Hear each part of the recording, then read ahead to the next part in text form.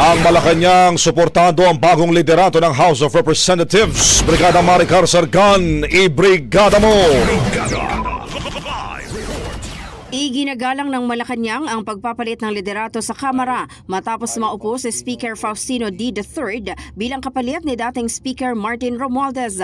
Ayon sa Presidential Communications Office, kinikilala ni Pangulong Ferdinand Marcos Jr. ang mahalagang papel ng House of Representatives, lalo na ngayong tumitindi ang panawagan ng publiko para sa konkretong resulta at mabilis na aksyon mula sa Kongreso. Kinikilala rin ng palasyo ang naging kontribusyon ni Romualdez at tiniyak na makikipagtulungan ang administrasyon kay Speaker D upang maisulong ang mga panukalang magpapatatag ng ekonomiya, magbibigay ng pangunahing serbisyo at magpoprotekta sa demokrasya.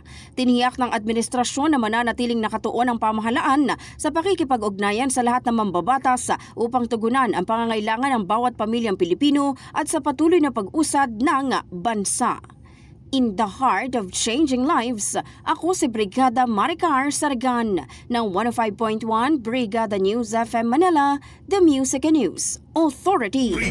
Ang bahaging ito ay hatid sa atin ng Fast Relax. Tanggal ang sakit, ora mismo.